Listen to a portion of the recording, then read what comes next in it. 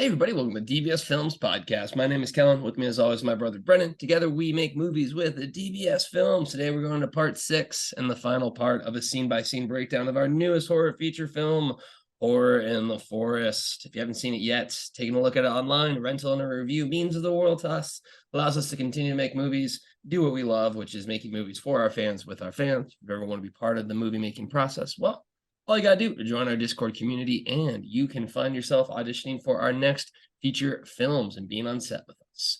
So where we picked off, we had a little bit of a cliffhanger, as I mentioned in the last episode. This next scene, Nelson has failed to retrieve his daughter. Poor Casey is gone. Morale is at a low, and you basically have a witch out there in the woods, so things are not going good for us. And more importantly, Nelson has come to the conclusion that he will never see his daughter back again. And this whole scene, this whole movie, in an essence, is boiled down really to what happened here. And really, it was the spark from Into the Forest that we saw this. You know, I think when we had it, we knew it was going to be somewhat of a impactful scene then. But when we saw it, we were like, damn, this really hits. And because of that, we made it a focal point in this movie. And we also switched up a very important part in which he pulls the trigger this time. So you want to kind of talk about how we knew from Into the Forest this was going to be a focal point, how this was going to be the one, and again, the execution of it. Because I think this, to me, this scene hits. I mean, I think this is always going to be a scene that we have in our back pocket if you want something that's really unnerving and really tension building.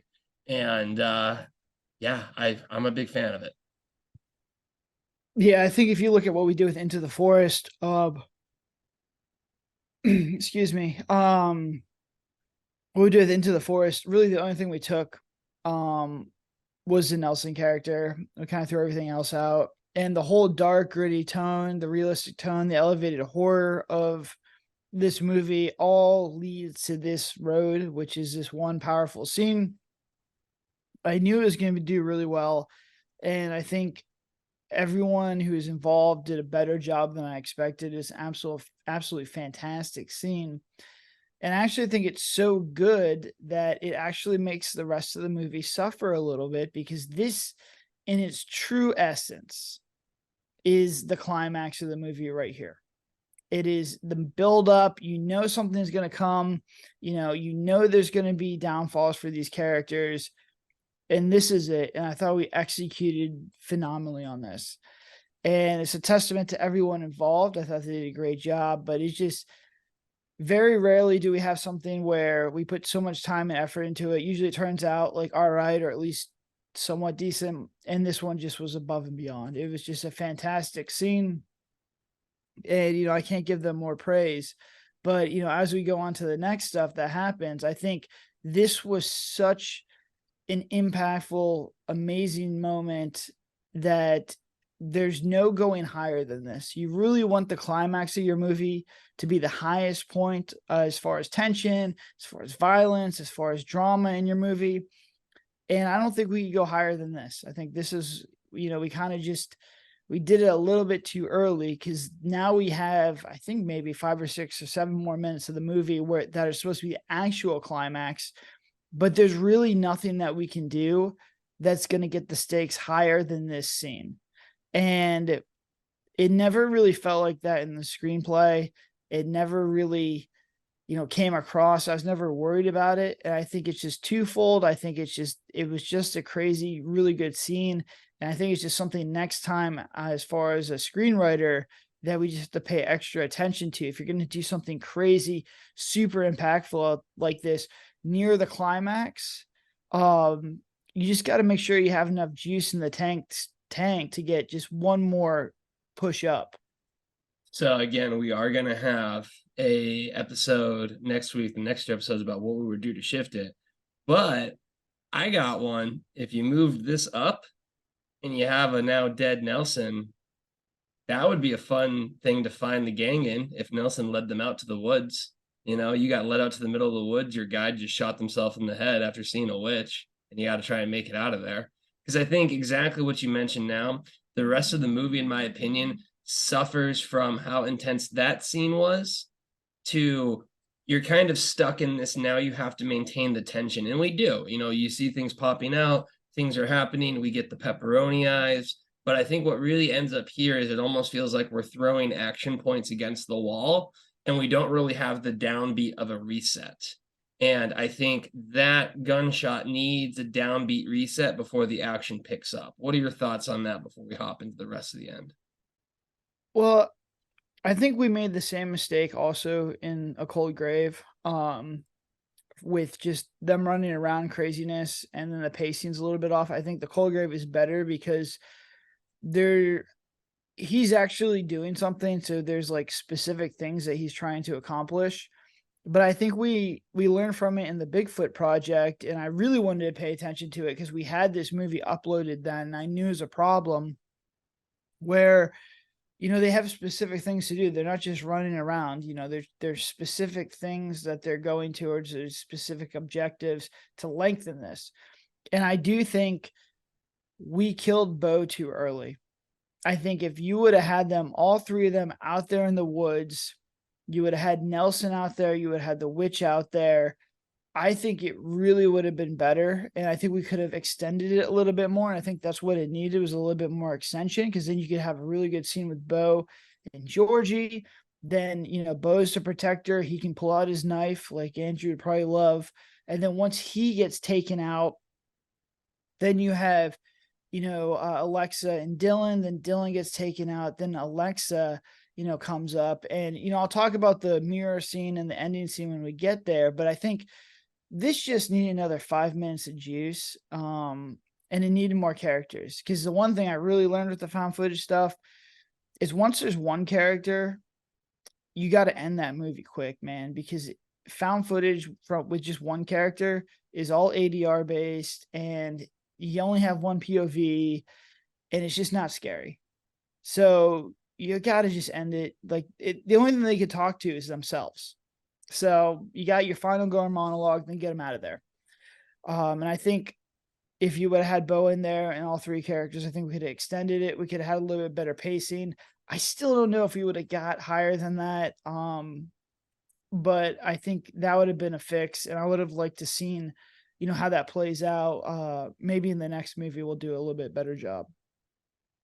Yeah, I think that's always the interesting balance again. I think we've always suffered an issue in the Hateful Eight of like having a quick climax, and like we've figured out how to not do that with having the action of them running around and doing all of these things.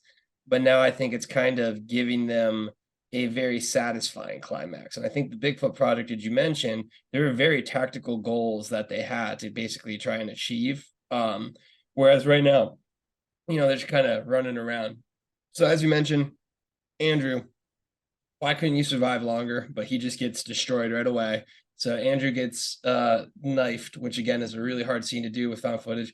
And we did have one person mention what I mentioned, which is I would be so pissed if someone just filmed me while I was slowly getting stabbed to death by a zombie Nelson. But again, alas, it is something where it's not easy to make a knife look real, in the sense of that scene. So we did what we did and it still works. But then yeah, again, I think this is our first of the chaos runs. Where we just throw shit against the wall and kind of see what it sticks, where she's running, pepperoni eyes, huge shout out to Tatum for those, because again, that really helps us out. That was a cool little thing. You have her running, and you did the classic Georgie found footage thing that we did with, Girl in Cabin 13 as well too, where she basically recaps everything. I will say, I think things do pick up when you see Lizzie again. I think there's kind of an air of suspense to it. And I actually saw someone said their favorite scare was when she pulled the curtain off the mirror and she was there. So let's kind of talk about looping all of these together. Again, if you look at this, I think this is just us banging the beat drum, because it's basically a yeet. It is pepperoni eyes. It is Lizzie pop scare. It is a mirror, all in a short time, with the only downbeat of being Georgie saying it. And I think, as you mentioned, the issue there is you don't really have the context of what she's doing or kind of how she can get out of here. So you're just kind of watching it. But I think overall those individual ingredients are good. You know, we use them again in the sense of zombies even and like lunging after it and stuff like that. So I think the ingredients are there. I think the problem is it's missing the structure. What are your thoughts on kind of how we put that last section together? Well, I think that, when Lizzie shows up in the script, in my mind, the Georgie character is surrounded by these zombies, these people, 'cause you saw the intro girls, surrounded by the witch and is like really fearful. I don't think we captured that. And then, Lizzie comes in and is like their last hope, like, I can get you out of here. Go follow this girl, even though she's dead. And I don't think we captured that as well. And I wanted to end with the mirror, and I think the mirror ending is cool. It's just flat. It's just once again, it's just like give me more. We wanted a more impactful way to end it. The mirror is cool because it's like full circle. I think the pop scare in the mirror pulling off the thing is really good. Usually when I watch these movies, I could be like, all right, here's how to fix it. Right. So we can extend it with Bo. We can, have them run around a little bit more. We could have a little bit more drama. We could probably get her in a more fearful place. We could probably get her in a place where she's surrounded, where, Lizzie comes in and it's another good pop scare. I don't have another ending for this movie though. I just like I cannot for the life of me think of anything else. Another way to end this movie, because she's got to die. And at this point in my head, she's given up. But I don't know. It just, to me, it feels flat. And I think that, we learn from this movie, because we have a better ending in Cold Grave and we have a much better ending in Bigfoot. But for the most part, I don't know how to fix this one. I don't know of a better ending on there. Um, I just don't. I'm glad you brought that up because I was kind of thinking, if you've listened to our other scene by scene breakdowns, we usually have like, oh, you just got to do this instead, or you just got to do that. I think the issue with this one is the story that we told up until this point, and after Nelson shoots himself, this is like the only way it ends. I think in order to shift the ending to have a different climax, you would have to have more plot elements built up. Maybe a specific thing can, prevent the witch, or like, get you freedom, or find Casey, or find something, or maybe even the spirits are trying to help. They're lost in the woods and they're trapped too. So then it's kind of this, quest to go find something, or they need to get something, or they find the witch's place. Like there needs to be that X quest. And I think what happens is once Nelson shoots himself, you're kind of stuck with just this path to it. That being said, it moves quickly. You know what I mean? Like I think here real quick is just something I want to highlight and I want to get your thoughts on. Even though it feels like it's flat, it's not boring. You know what I mean? Like you're like, oh shit, that happened. Oh shit, eyeballs pop out. And I think that shows our improvement at even a base level where like you would have a scene of them just kind of walk. And I mean, you can see into the forest, the first one.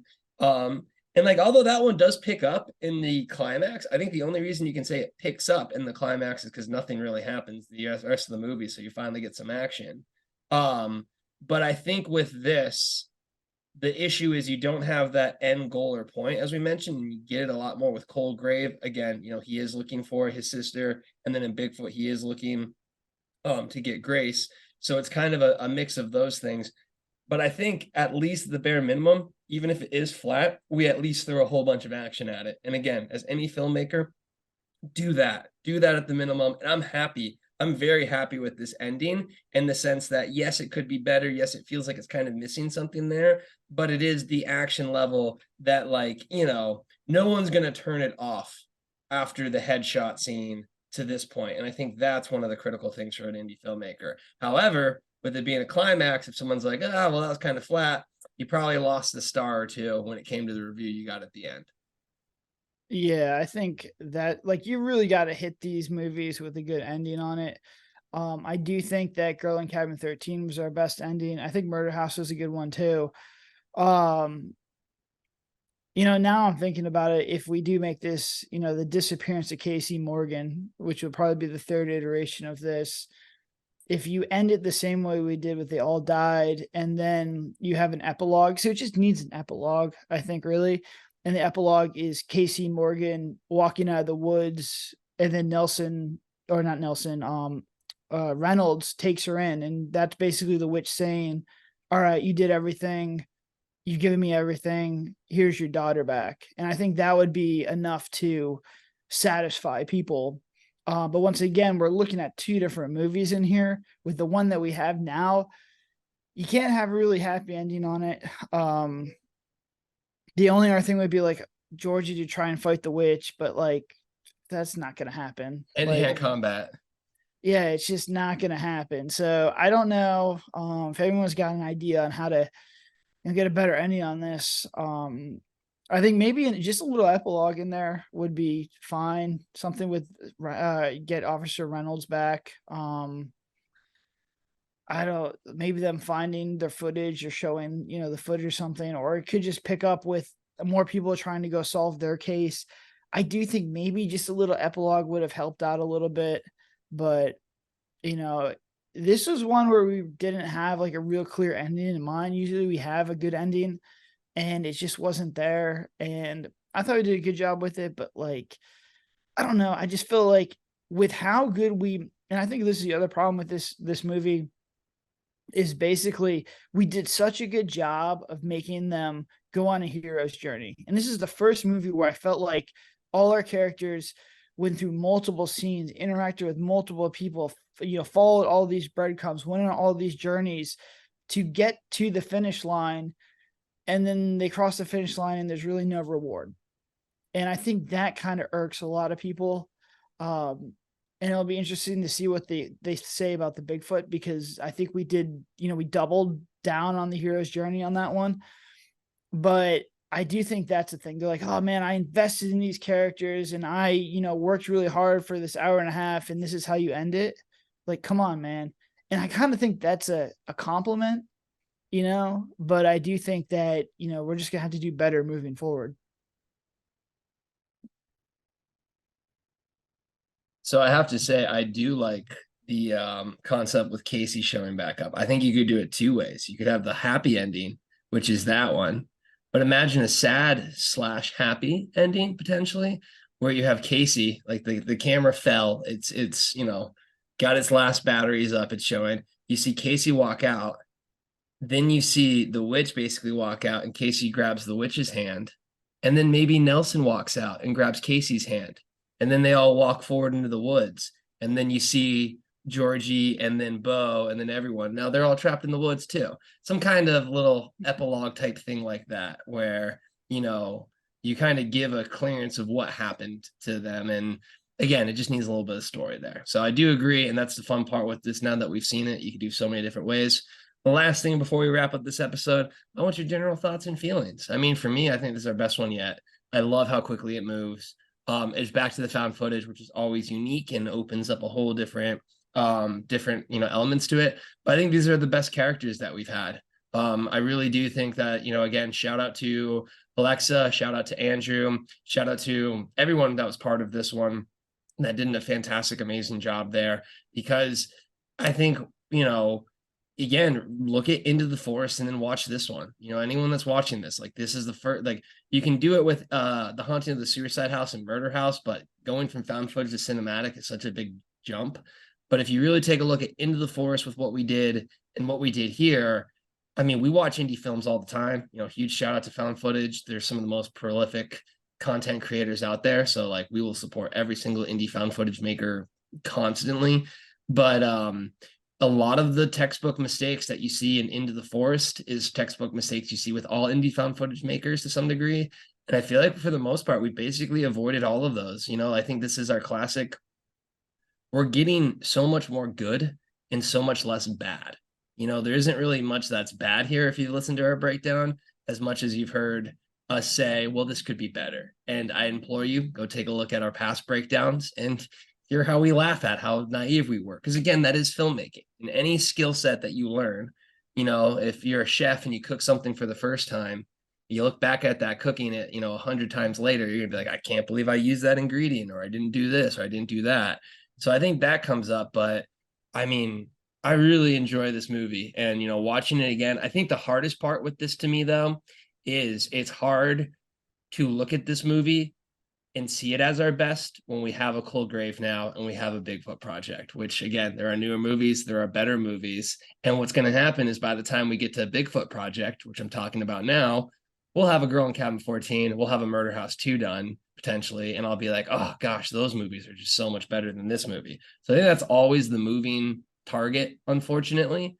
But I thought this was a really great movie. And again, this is a movie that we worked with our community for the first time, really had a lot of amazing performances there. And I think it's always going to be one that we look back to as a new mark in DBS and kind of kicking off that new era of the found footage movies.